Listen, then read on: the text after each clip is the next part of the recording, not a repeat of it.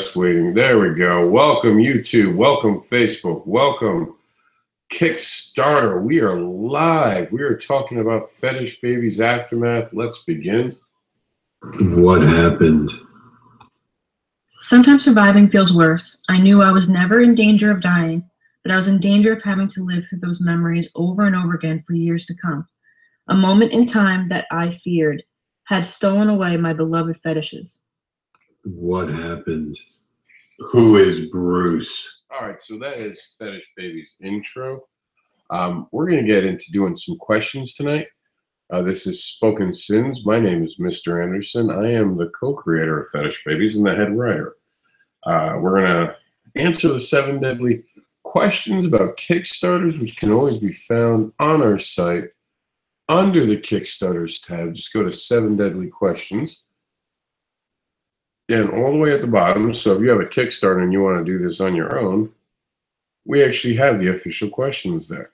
How cool is that? So this is what we're going to be doing tonight. We're going to be looking at stuff from Fetish Babies in general as we're doing that. So we're going to be having fun today, checking this out. Let's call up the Fetish Babies log, and there we go. Okay, so the first question with our bunch of questions that I'll be reading off the tablet is,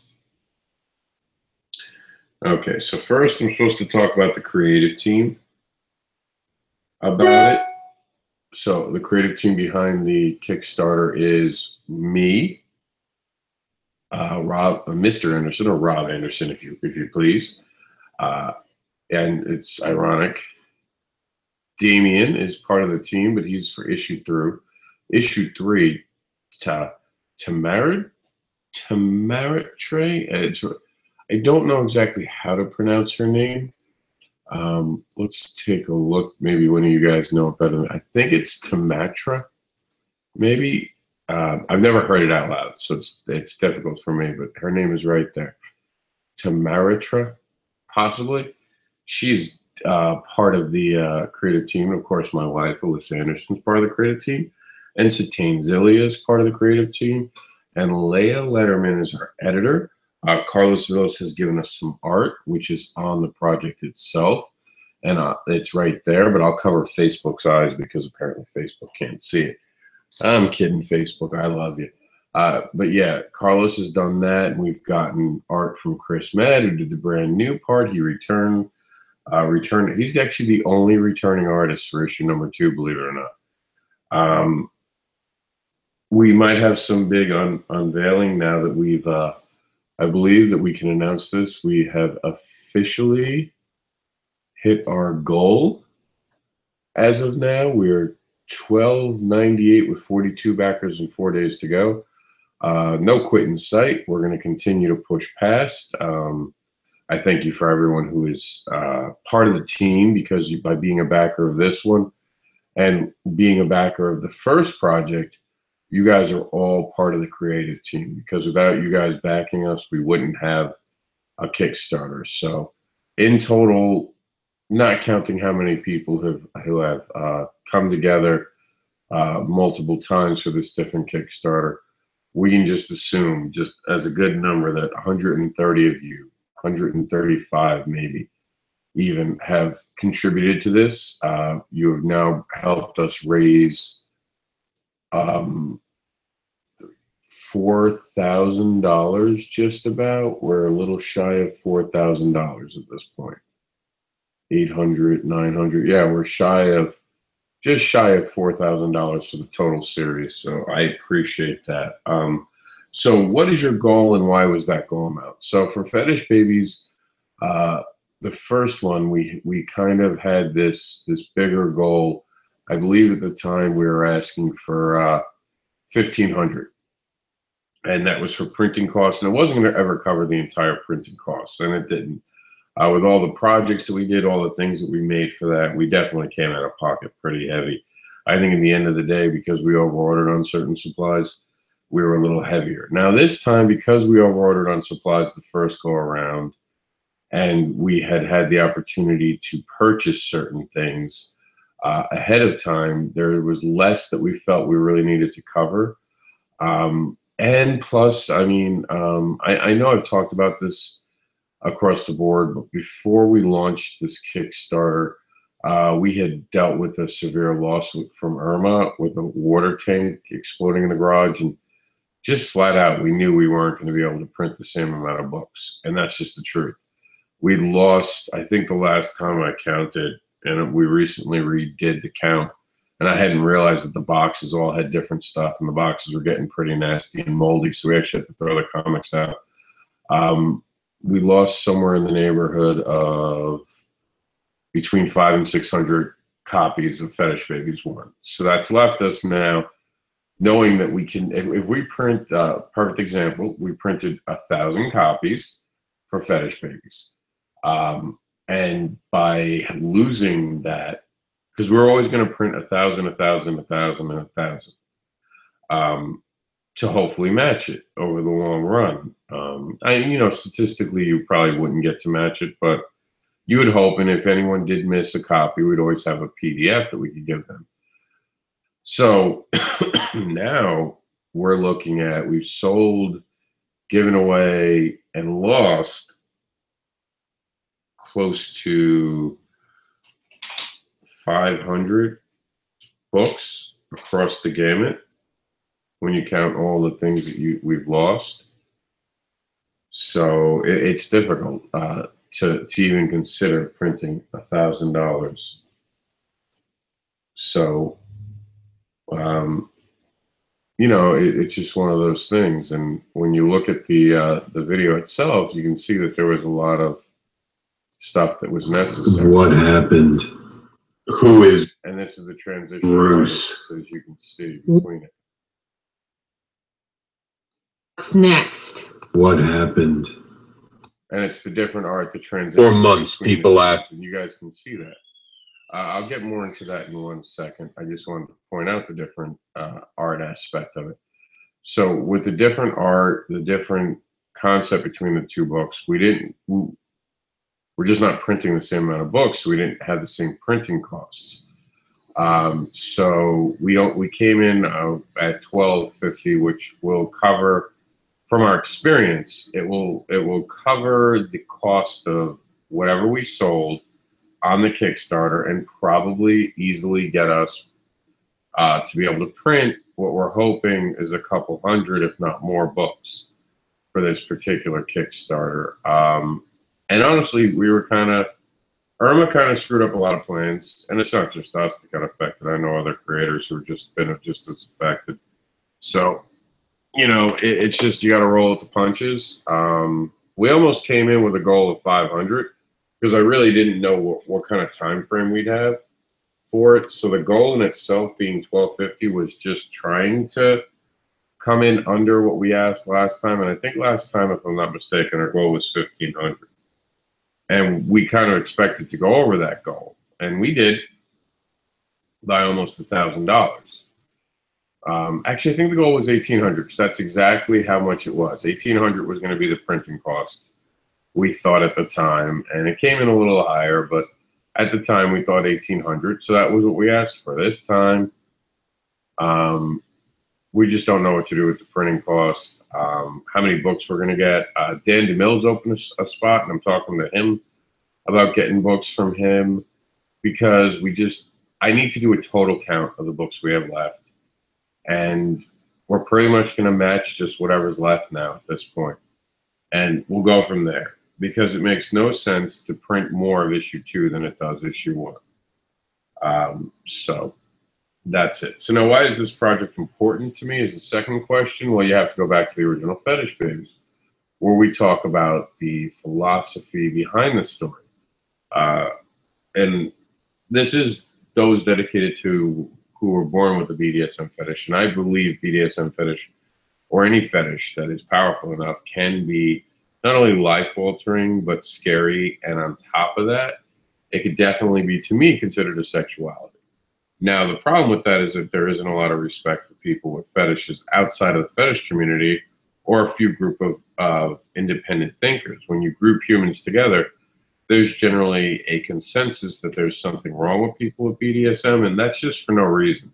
that's just because it's become a popular belief without facts or statistics based upon it, and a Hollywood misconception, which is actually where I kind of took my shot at Hollywood with the And They Call Us Monsters, making them put the monsters from, and I'll show the monsters from the story, and I just want to quickly switch as I'm talking. You know, I made the monsters, Dracula, Frankenstein, and all them so much of a victim of everything that was going on because of the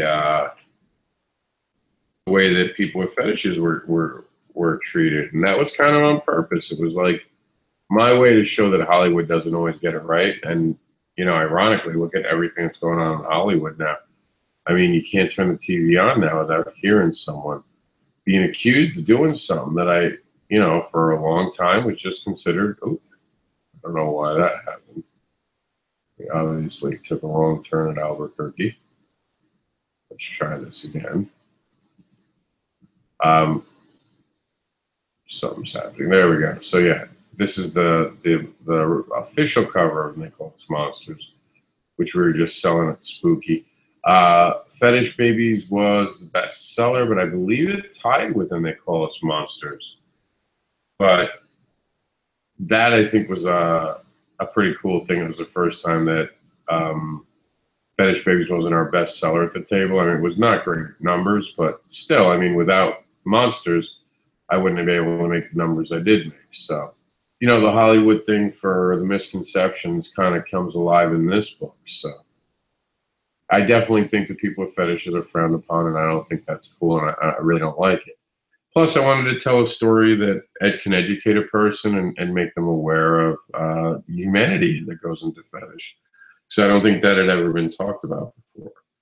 The next question, the reason we go through Kickstarter is honestly because it's hard to make a comic book. We were talking about that today in an online social media gathering of fellow creators. We talked about a topic about Kickstarters, and you guys can see how many of the Indie Comics Mega Packs have joined me, and these are my fellow creators who have been gracious enough to join me in a Mega Pack. And we're going to do some announcement of this week, so expect that. I'm not sure why we lost the keyboard there. I just think it fell asleep. I don't need the keyboard at the moment, so we should be okay. So anyway, you're going to get a lot of books in the PDF pack, and I was joined by these amazing creators. But at the end of the day, it all comes down to this. I wanted to make something that made a difference. So that is what I'm trying to do with this book. And I really hope I do get a chance to make a difference with this book. So that is my particular goal with it, and I hope that I succeed in making a difference and at least changing some minds.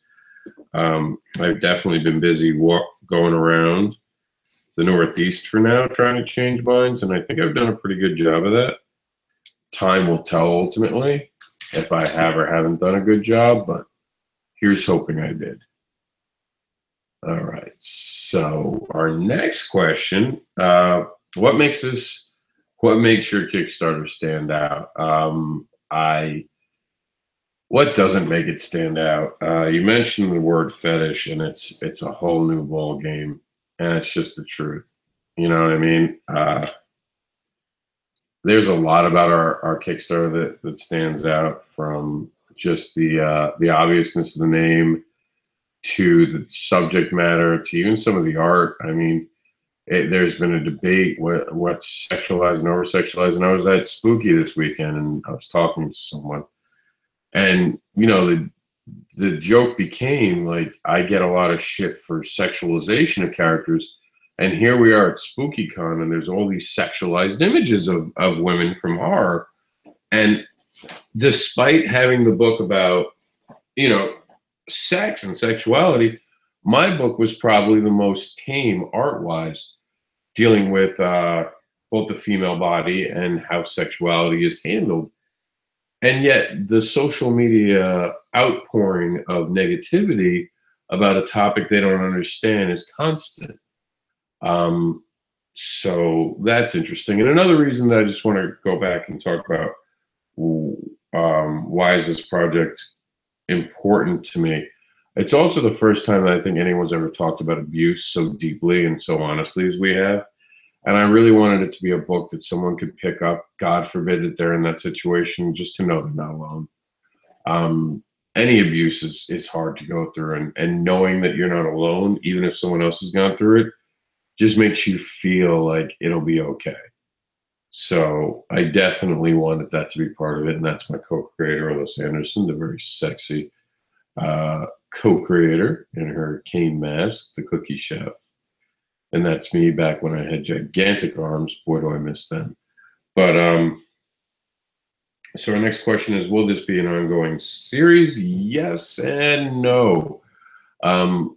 This is part 2 of 4. Currently, we are just about to finish book 2, which is great because we're coming off Kickstarter. We should be able to start lettering it and getting printed. And we have no problem, I think, making the deadlines we've talked about, because it's not only Halloween now and we have till December. So I'm more than confident we're going to make it outside of a printing delay. But with that said, this series will go for 4 parts and then wrap up. And while the series ends, the characters continue on in a new series. So, and it's the same characters. There's a bit of a time jump between the 2 series, but it's definitely something that is gonna happen, and it's very different. And it's not a time jump of like just a few weeks or something like that. We'll have time jumped about, and I'll give you an exclusive here. We're going to time jump about a year, a little over a year it'll be. So I won't say when it ends. I'll just say it's a year. And we'll kind of get to meet the characters after a good time change has changed. And we'll see how those characters have been affected by their choices. And it'll touch more on deeper issues. So it won't be, that one might not be as opening to people who don't want to know more about fetishes, while Fetish Babies can be picked up by someone who doesn't have an interest in fetish. I think by the time we get to our second book series, you're going to need to want to know more about fetishes. It won't be a casual read as much as this book is. And that's not on purpose. It's just, it'll be time at that point to have a deeper conversation about fetish, and it'll be very organic. And there's the Carlos Willis art, heaven forbid it gets shown. But yeah, there's Satane, the original artist. So it's an ongoing overall series, meaning that there is a bigger plan for all the characters. And I haven't written in an ending that's indefinite, and there's always time to change things. And we definitely are thinking about spin-offs at this point. We're thinking about new characters at this point. Nothing is off of what we're going to be doing. So there's a ton of stuff we're going to be working on, and it's always going to be great content. And that we're going to get some of the best editors to help us. Like I said, Leah. Leah is our editor, and she just does a fantastic job helping us.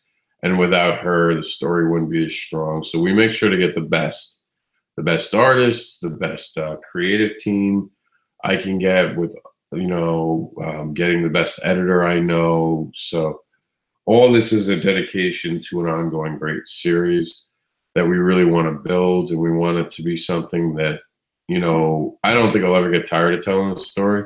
And I hope that my fan base never gets tired of me telling the story either.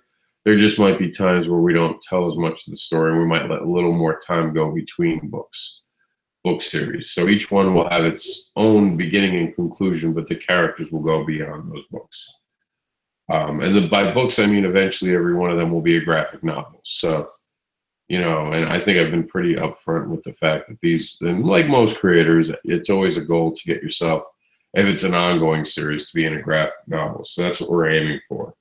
So we definitely hope to get, by Halloween next year, we hope to have finished Fetish Babies, if not sooner. we'll have to see. Right now, issue 3 is slated to go to Kickstarter in February. I need time off. I don't want to have another Kickstarter for months. So we're not going back until February 14th, which is halfway through February. We're going to have all of December off, all of January off.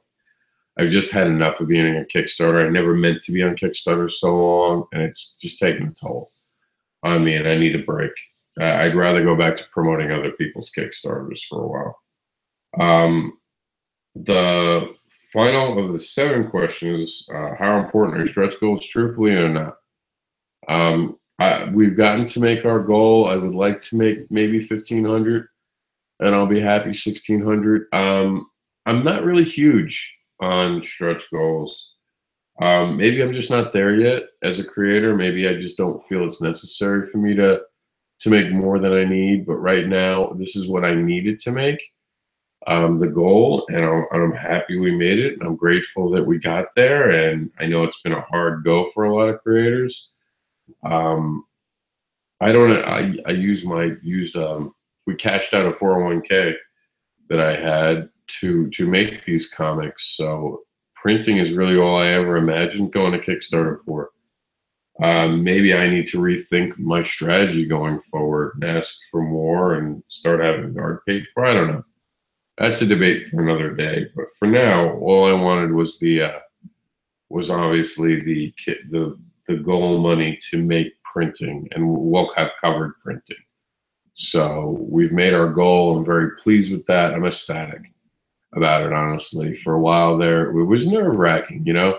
For those who don't know, before I get to our last question, I started off Fetish Babies this go around in the middle of dealing with the end of a hurricane with Irma and having the 4th monkey be on Kickstarter at the same time, which meant I really couldn't talk. The whole first week that we were on Kickstarter, I didn't say a word.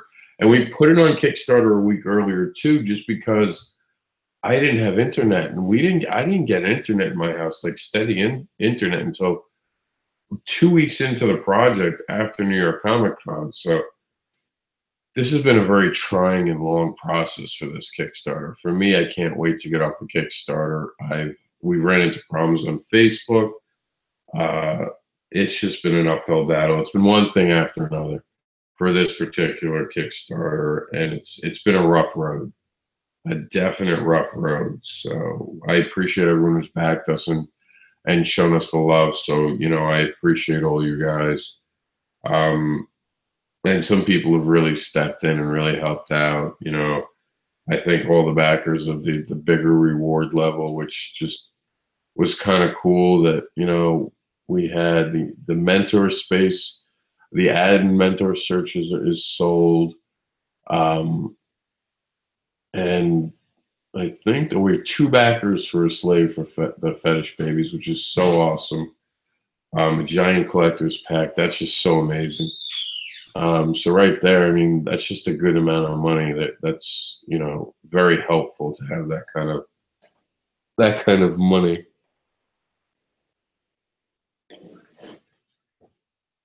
So my wife's walking by. I don't know if she just gave everyone the shower walk scene as she got out of the shower and walked by the dining room table, but lost my focus for a minute. But yeah, I mean, it's been hard. This one's been hard. Dealing with the hurricane, New York Comic Con, no internet, and then just in general, Kickstarters have been kind of struggling this time of year. I don't know why, but I see it. It could just be too many. I mean, you look at some of our, like mine struggled, but there are definitely people who haven't struggled with great projects. So, you know, could be just a little bit of a fan base. I need to build more of a fan base for. And I'll openly say I know I need to do that. And I've been working on that by going to all these shows. And, I mean, this is going to be our 4th Kickstarter in a year. I'm not going to complain. You're not going to hear me bitch and whine. I'm very thankful for everything that's been given. And you guys I truly appreciate it all. I'm kind of rambling, so I'm just going to get to our last question. Or out of the 7, the last question was 7. And there is a bonus question at the end. What if I saw this project pretending it wasn't mine what would I think of it and however would I react to it and why? Okay, so if I came to Fetish Baby's Aftermath and I didn't know it was my project and I watched that video, I would probably think my voice is kind of creepy, but cool. And I would kind of be like, I would be worried that this is another person who's trying to cash in on Fetish. All right, so here's someone else who's going to do a story about Fetish, but wait a minute, it would kind of take me off guard and make me interested that the art isn't overly sexualized. I definitely think the fact that this cover, which is a nod to the Spider-Man cover where he walks away from the burning Spider-Man suit, and definitely this cover where, it's past Barbara crying, being very upset, and future Barbara or current Barbara looking down at her past and being very angry at who she is or was, depending on how you want to look at it. And I would see that there's not a lot of sexuality in it, which I think would definitely impress me because, this is just something that they're not using sexuality to sell the book. And I think that's cool. I do. And that's on purpose, obviously, but I'm just saying. I would see this picture and it would be like, okay, so there's a little bit of sexuality. And I'd be like, that's pretty cool art. And I'd notice right away that the nudity was left out of it. So I'd be impressed by that. I would personally think there are too many rewards. I hate when something has too many rewards just because you have to read it all. But I mean, otherwise, I would probably be impressed with this Kickstarter. I think, of course, I'm biased, but I think that I'd be impressed. I think it would get its goal, point across that this isn't the average tale about fetish, and this isn't about sex, and this isn't about selling comic books, but this is about making art that can make a difference. So maybe I'm overthinking it because I know too much about it, but that's what I hope and believe that I would do it. And I'd probably be a little jealous because I'm a creator, and this is kind of something that I would want to have done. And if I hadn't have done it and someone beat me to it, I would be kind of like, I know when someone told me that Sunstone was very much like this. I remember asking my wife, do you know anyone who has the book? She's like, yeah. And I remember getting the book and she wound up reading the whole thing first before me. And there's similarity in usage. I think that from what I've read about Sunstone, I haven't finished it yet. 2-year-old Jax, you can blame, but I think that there's it's a good story from when I was reading, but I don't think we're doing the same things. And I think that's good that we're not doing the same things. But I remember when we were being compared to it, I was like, son of a bitch, did someone beat me to it? Did someone do it better? And I've always said that even with Written Sins, if someone comes along and can do a better site that helps indie comics, I'll turn my site to a redirect for them and I'll stop what I'm doing and I'll see if they need my help to write. And that would be kind of how I felt about this. So at least that's how I hope I do it. And then the last question, and then I'm going to get out of you guys' hair because it's Halloween and I want you all to start enjoying Halloween, is for me to give you guys the pitch for, excuse me, that yawn came out of nowhere. And I promise it's not because I'm bored of my own project.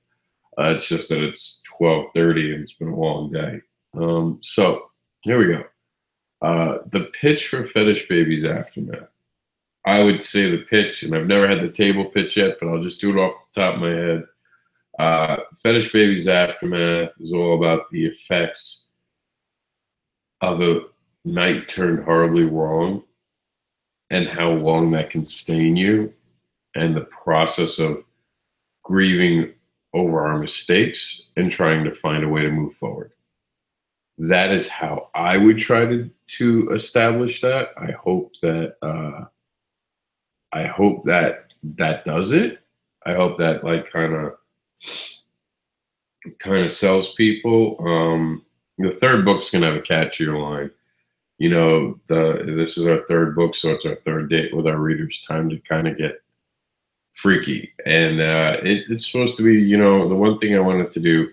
The first book's obviously very explanatory. We spent a lot of time explaining who Barbara is and how she get there, and there we go, and her journey. And the second book, because oh goodness, I apologize. The second book becomes a lot more about the effects of that first book.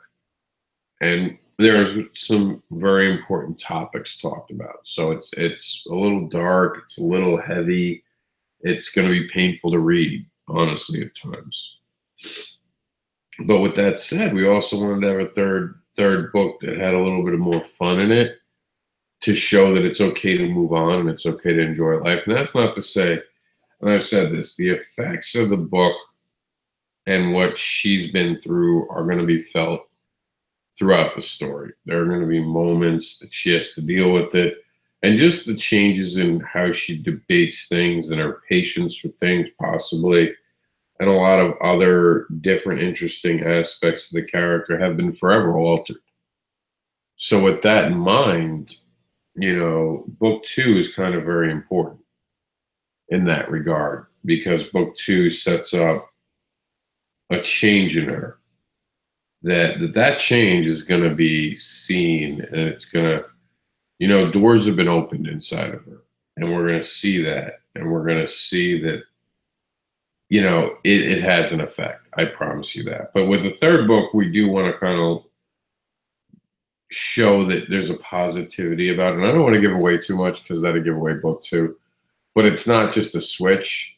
There's a reason that she's more positive, and there's a reason that things are a little more sexualized, and it's not just like a sudden change, and it's an understandable where everything changes, and that's cool and organic.